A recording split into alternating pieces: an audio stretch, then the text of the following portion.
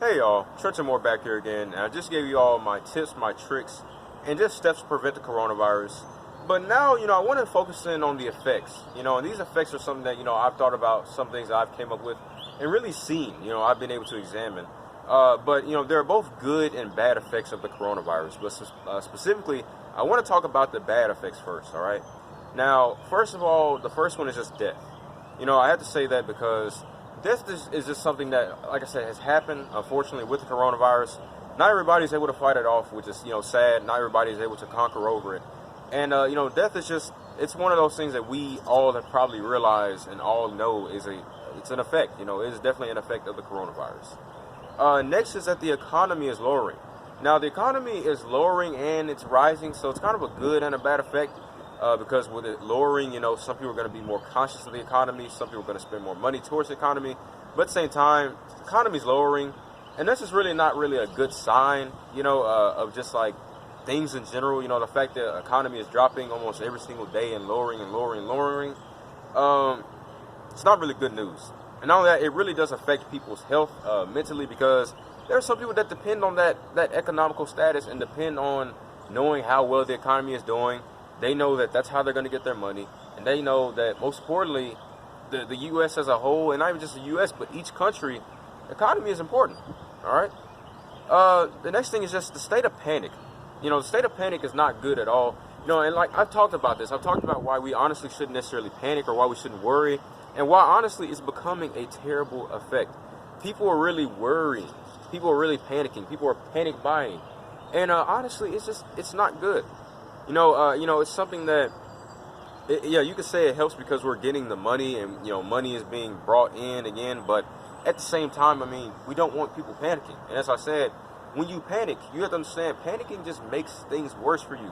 It makes your mental health worse. It makes your physical health worse.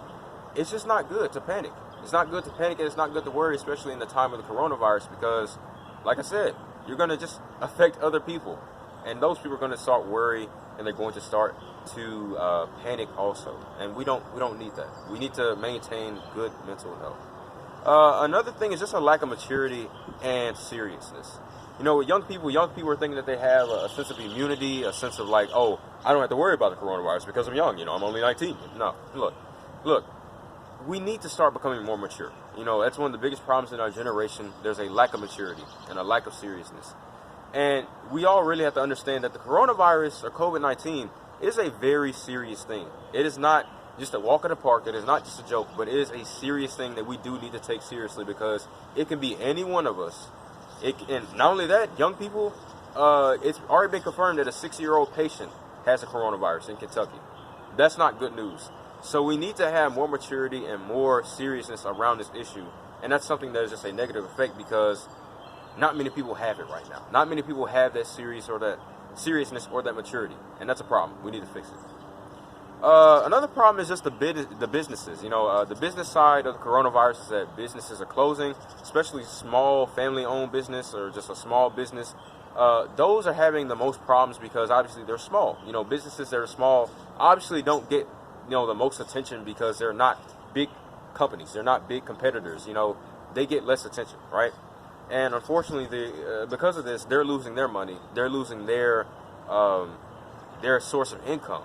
And, it's unfortunate, but thankfully, the government is hopefully going to roll out these recovery checks and recovery money, just to make sure that people are, they're doing well with their, financial status, which is good. But another thing is that shopping areas are closing. And really, because of that, we won't be able to get the resources that we might need, but then also there's some resources that we may want, but obviously your needs are far more important than your wants, all right? And so it's not really a big deal, but at the same time, it's actually a good thing because we're trying to prevent the virus. The less social interaction, the less crowds we have, the better chance that we have of stopping the virus, the better chance that we have of just preventing the virus from spreading, and that's overall really, it's a bad effect, but then also it has good effects to it, if you think about it. And then, like I said, last one is a social interaction. Our social interaction is kind of dying. And, like I said, it's for the good because we're trying to prevent that virus from spreading. But at the same time, it kind of hurts when you can't socially interact with people and do this and do that. But, hey, we're trying to help. It's a bad effect, it's a good effect. Some of these effects are both good and bad, but those are the bad effects that I've been able to draw from the coronavirus. I hope you all enjoyed the video.